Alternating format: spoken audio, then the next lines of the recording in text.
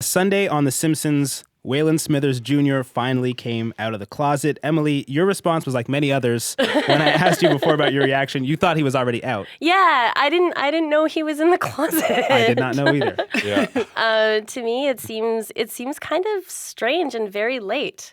Like very, very late. They've had very special episodes about gay people in the past. To have one for Smithers doesn't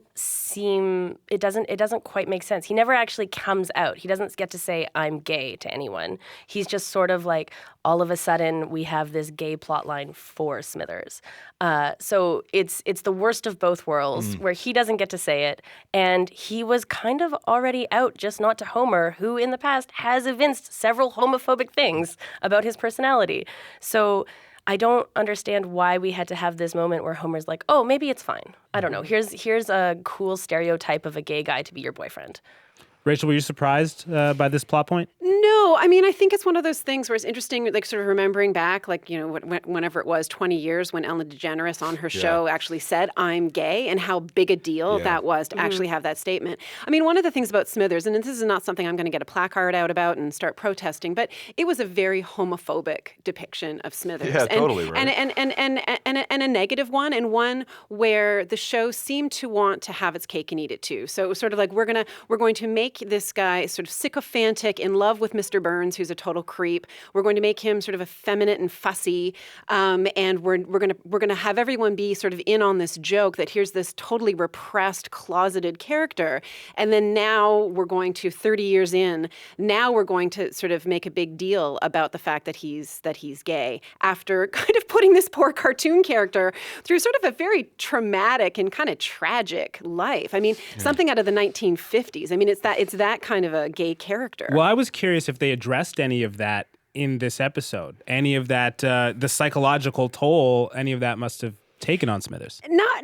Not really. And what's interesting is one of the writers on the show has come out, and it's very sweet. He's got a 21-year-old gay son, and he sort of thought, and I thought, like, wow, if I wanted to give my 21-year-old gay son something nice, it would not be Waylon Smithers as an image of a gay man. Which isn't to say, I mean, it's not about his effeminacy, which I think is great. It's more just the repressed, can't talk about it, the kind of shame and the kind of internalized homophobia that always exist with Smithers. So it's a weird thing to kind of see it as a celebratory moment, because it feels like we're so past that. I mean, there are so many shows right now with complicated, interesting, not always good, sometimes bad gay characters, but real human being gay characters.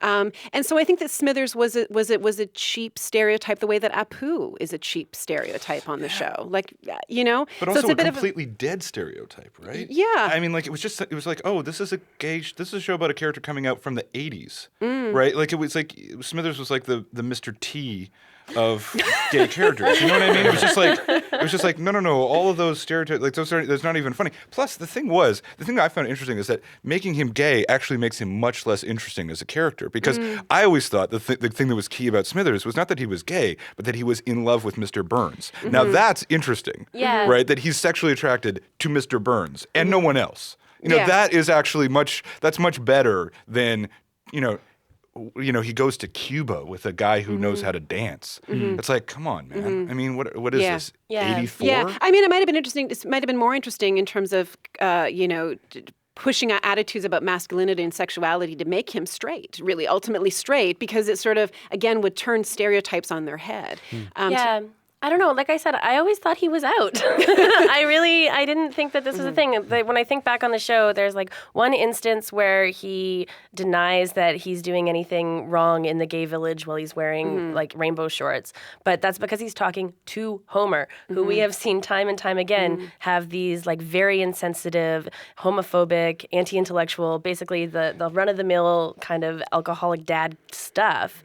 But then in other parts of the show, he is a collector of Malibu Stacy dolls and has the biggest collection of all time and runs the fan club. And I think it's true. It's one of the things that I think when you deal with issues like this, are you making fun of the homophobia or are you making fun of the gay character? And I feel like The Simpsons often made fun of... But they didn't successfly make fun of anyone. That was the thing. It was like, it wasn't funny at all. Like, you know, you think about Stewie from Family Guy, who's like another closeted homosexual character. Like that. Closeted homosexual infant. Yeah, homosexual infant. But that is, you know, there where that could make you laugh, right? Because because it's aware of the stereotypes and it's aware of, and it knows that it's being subversive and violating proprieties, right? This one was just like, oh man, those proprieties are long gone. Yeah. You know, yeah.